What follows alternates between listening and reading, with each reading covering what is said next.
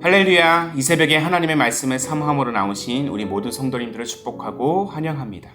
오늘 우리에게 주시는 하나님의 말씀은 마태복음 25장 1절부터 13절까지입니다. 본문의 말씀을 제가 봉독하겠습니다.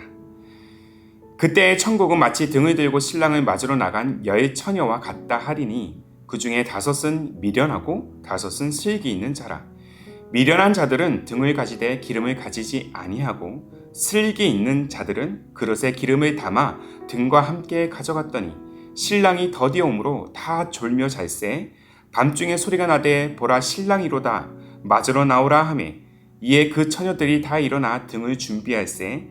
미련한 자들이 슬기 있는 자들에게 이르되 우리 등불이 꺼져가니 너희 기름을 좀 나눠달라 하거늘 슬기 있는 자들이 대답하여 이르되 우리와 너희가 쓰기에 다 부족할까 하노니 차라리 파는 자들에게 가서 너희 쓸 것을 사라 하니 그들이 사러 간 사이에 신랑이 오므로 준비하였던 자들은 함께 혼인잔치에 들어가고 문은 닫힌지라.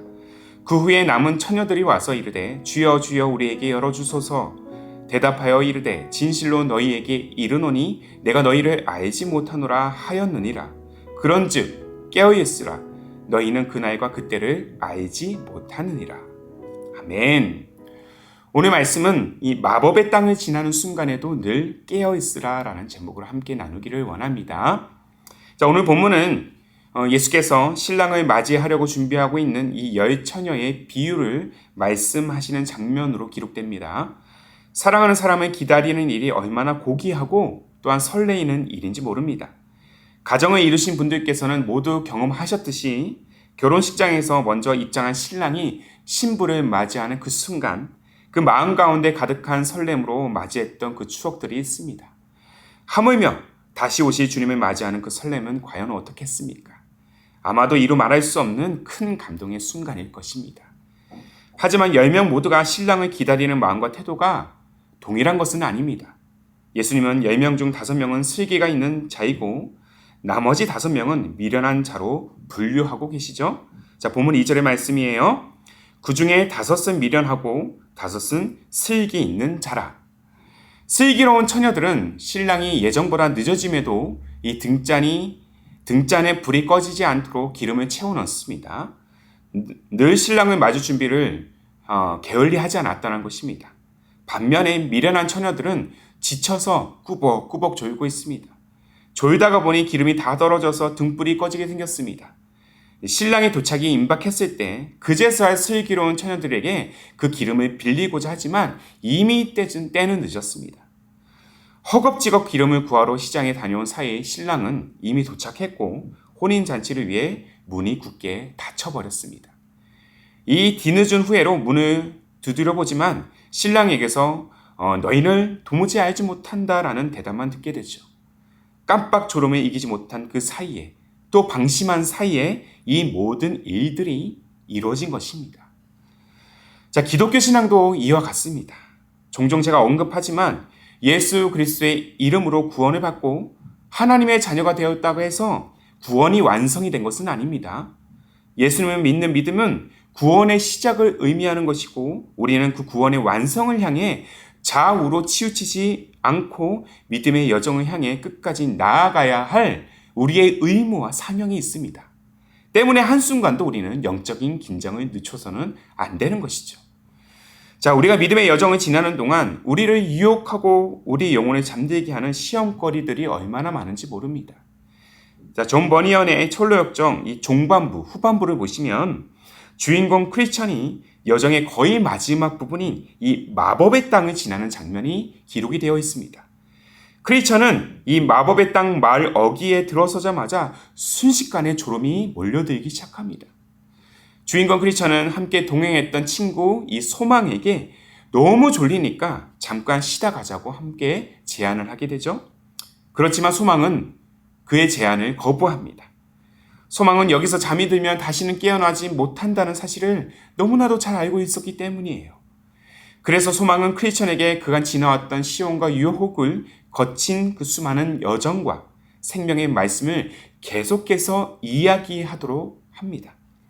허영의 시장에서 신실한 친구를 잃고 깊은 슬픔에 빠진 이 크리스천에게 소망이 다가가 친구가 되어 남은 여정을 함께 동행하게 된 일, 함께 절망의 감옥에 갇혀 극심한 고통과 좌절 속에서도 변하지 않는 하나님의 약속을 그렇게 붙들었던 순간, 그리고 이 약속의 열쇠를 통해 마침내 그 감옥을 빠져나왔던 그 이야기, 또 기쁨의 산에서 양떼를 지키는 목자들의 이야기를 듣고 도전을 받았던 그 장면들을 다시 한번 떠올리게 하고 평소 암송했던 이 성경 구절들을 외우게 하는 등 대화가 멈추지 않도록 소망은 끊임없이 크리스천이 잠들지 않도록 그렇게 도와주었다라는 것입니다.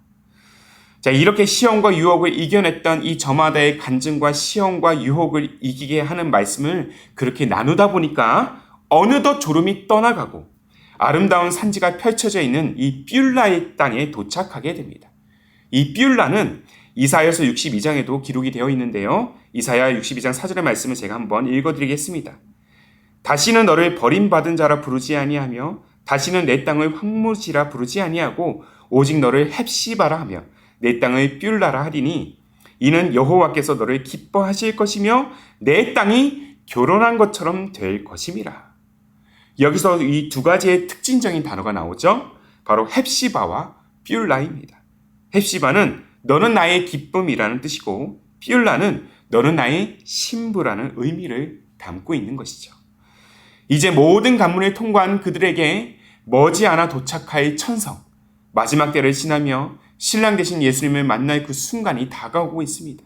이때 크리스천과 소망은 그리스도의 신부된 자로서 신랑 되신 예수님을 맞이하기 위해서 깨어있는 신앙으로 지금 나아가고 있는 것이죠. 만약 마법의 땅에서 그냥 졸고 있었더라면 하나님의 그 만남을 그들은 결코 기대할 수 없었을 것입니다.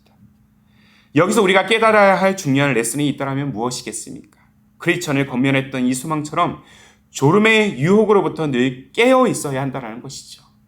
오늘도 우리의 삶엔 이 마법의 땅과 같은 안일함과 안주, 방심의 유혹이 도사리고 있습니다.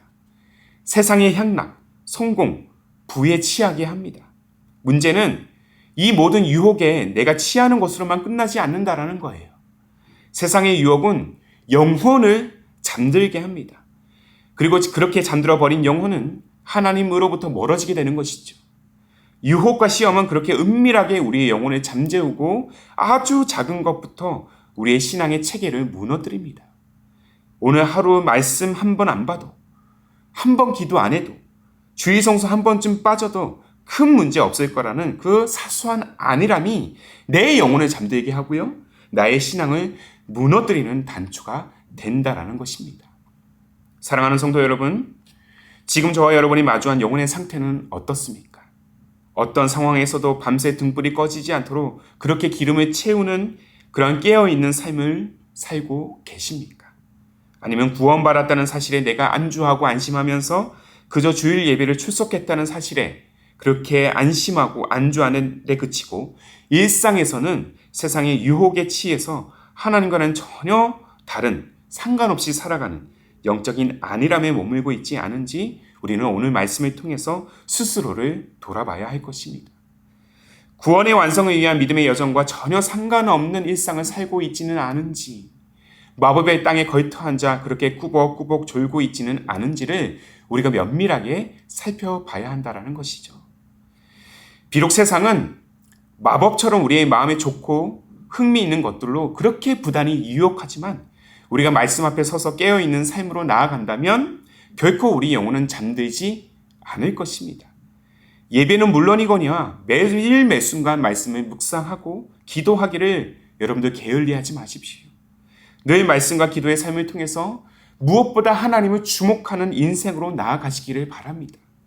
비록 하나님의 존재가 우리 눈에 보이지 않아도 기록된 말씀을 통해 다시 주님의 변함없는 약속을 우리가 늘 확인하면서 오늘도 그 주님을 향한 등불을 켜시기 바랍니다. 등잔에 기름을 부으시기를 바랍니다. 오늘 우리가 크리스천과 같이 마법의 땅을 지나고 있다라면 친구 소망의 권면처럼 한번 졸기 시작하면 다시 깨어날 수 없음을 우리는 늘 기억해야 될 것입니다.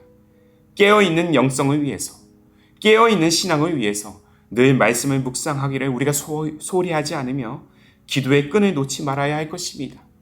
무엇보다 다시 오실 신랑 되신 주님을 맞이하기 위해서 우리 영혼의 등불이 꺼지지 않도록 내면의 영적 기름을 채워야 할 것입니다. 오늘도 그리고 내일도 말이죠.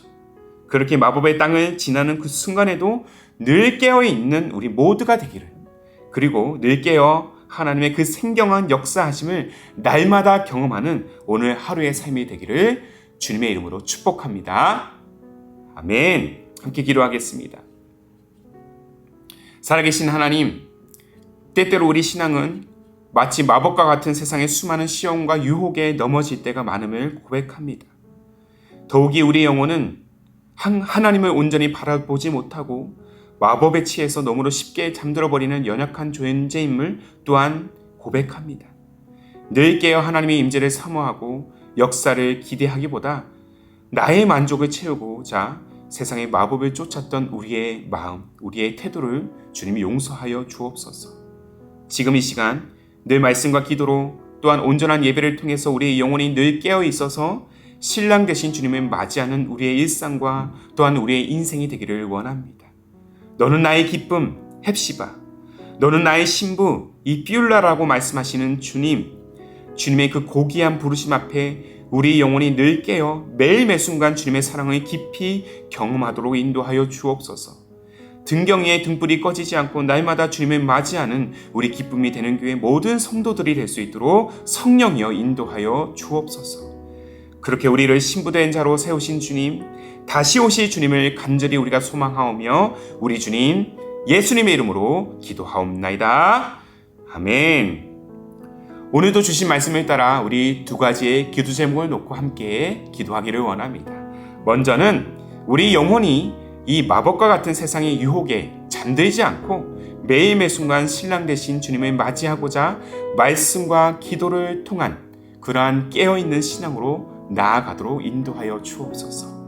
한 걸음 더 나아가 우리 모두를 신부로 삼으신 이 고귀한 부르심 앞에 날마다 신랑 되신 주님을 맞이할 때 하나님의 그 깊은 사랑을 누리는 우리 기쁨이 되는 교회 모든 성도님들의 삶이 되게 하옵소서. 이 두 가지의 기도 제목을 함께 우리가 간절한 마음으로 고백하면서 기도로 하루의 삶을 열어가시기를 바랍니다. 함께 마음을 다해 기도하겠습니다.